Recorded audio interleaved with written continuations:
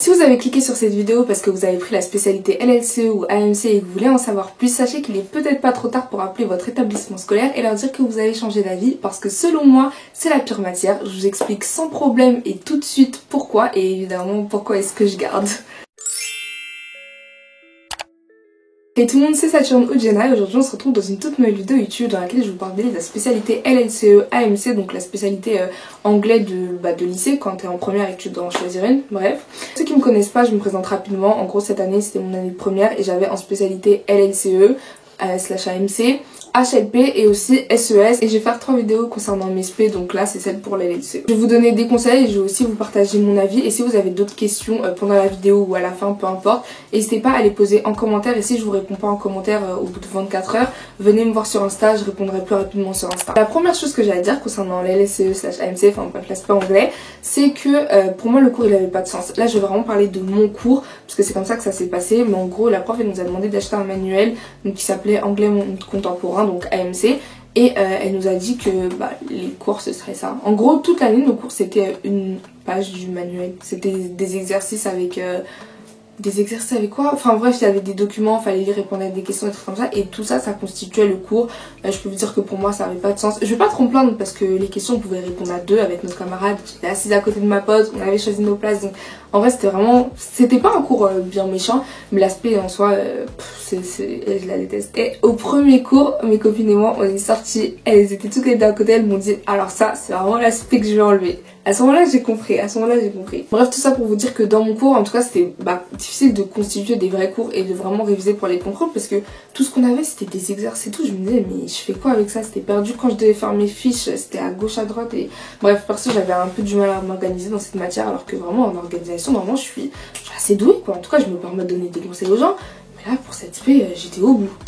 Deuxièmement, concernant les contrôles, alors on a fait deux types de compréhension de texte. Alors la première c'était, on avait travaillé sur les différentes écoles, quelque chose comme ça, enfin les écoles aux États-Unis, puis les écoles dans d'autres pays, les changements, bref, c'est un délire dans le genre. Et notre première compréhension écrite, enfin devoir écrit, c'était une comparaison, donc c'était un exercice classique. En gros, on avait plein de choses qu'on avait accumulées dans nos cours, nos devoirs, etc. Enfin ouais, les exercices qu'on faisait en classe et on devait s'en rappeler, donc ça nous avait demandé d'avoir appris et retenu ce qu'on avait vu en classe, logique, comme pour tout contrôle quoi, et ensuite de faire des comparaisons, donc vous savez avec les connecteurs logiques, je crois c'est comme ça que ça s'appelle, de plus nous voyons que en comparaison à, comparé à, bref vous voyez les genres de trucs comme ça en conclusion.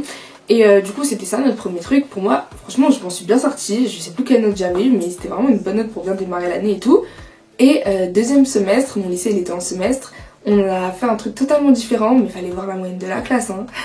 Et c'était un truc trop bizarre. En gros on avait des documents qu'on n'avait jamais vus et à partir de ces 4 documents là, il y avait un document iconographique, des documents texte, tout ça, peu importe. À partir de ces documents là, on devait créer une problématique et faire un plan. Vous voyez ce qu'on fait en français là, l'épreuve de bac de français, quand vous devez faire partie 1, partie 2, bref c'était la même chose sauf que vu que c'était pas du français et que c'était en anglais de ça, c'était en un peu moins détaillé, mais vraiment c'était le même délire et je crois que ça nous a tous choqués tellement c'était dur. La moyenne de la classe elle était faible, il y avait des gens qui tapaient dans les 20 qui se retrouvaient avec des 10, moi j'étais au bout en fait. Moi je crois que j'avais eu 13, bon il y en a qui vont dire que 13 ça c'est une bonne note, mais quand je compare aux notes que j'avais de base dans l'aspect c'était archi choquant. Bref après c'était un exercice nouveau et je crois que c'est en plus l'exercice qu'il y aura au bac, enfin je sais pas mais j'espère pas en tout cas, parce que je sais qu'au bac en écrit il y a aussi une traduction, enfin bref peu importe on verra bien, mais franchement ça c'était vraiment l'exercice flemme.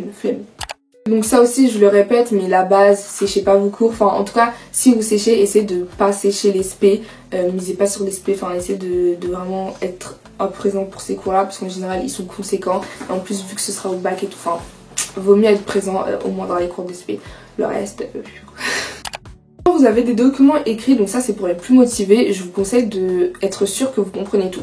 Si vous avez pris l'aspect anglais, vous savez sûrement qu'en général, des fois tu comprends pas tout dans un texte, mais parce que tu as le contexte, parce que tu connais d'autres mots et parce que tu te doutes bien que tu dois le traduire, et tu réussis à traduire d'autres mots ou alors au moins à comprendre le sens, même si tu peux pas faire du mot à mot parce que c'est du français et qu'il n'y a pas les mêmes mots, etc.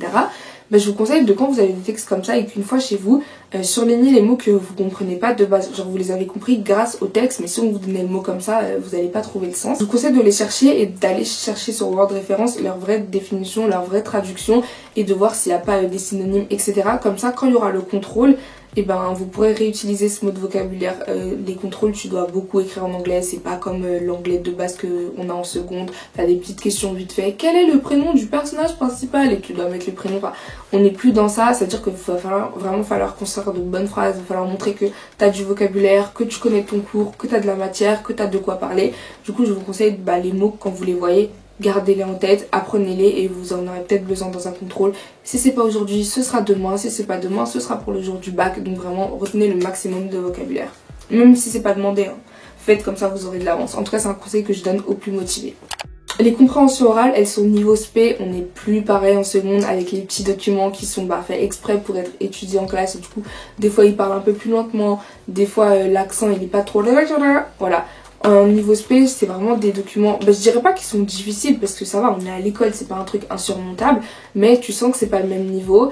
Et du coup je vous conseille pendant les vacances, si vous êtes un peu motivé tout ça, à vous habituer encore plus à l'anglais. Ça c'est pour ceux qui ont pris l'aspect mais qui sont pas non plus bilingues ou quoi, parce que voilà quoi, c'est pas demandé d'être bilingue quand t'es en seconde.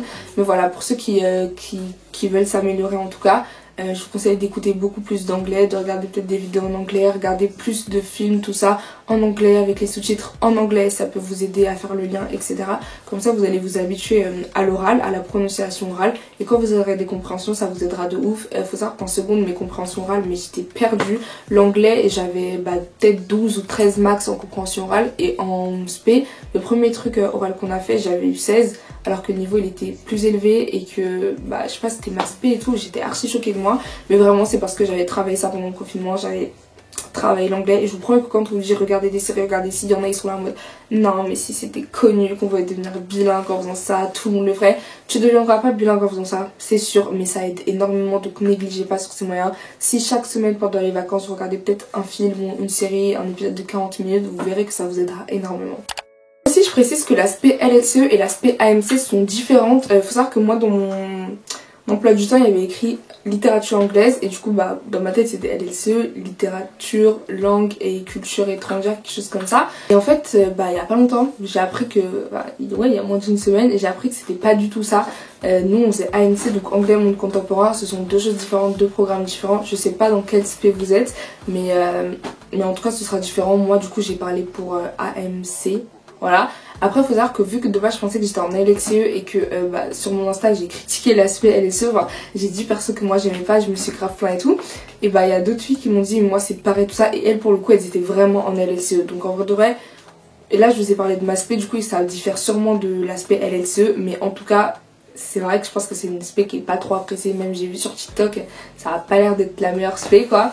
Mais voilà, en tout cas si vous avez pris cette spé, j'espère que vous allez apprécier et que vous allez vous en sortir. Je vous motive à fond parce que c'est quand même une spé que je garde, c'était pas non plus insurmontable. En fait je dis c'était alors que moi je tourne la vidéo, l'année elle est pas finie hein, voilà.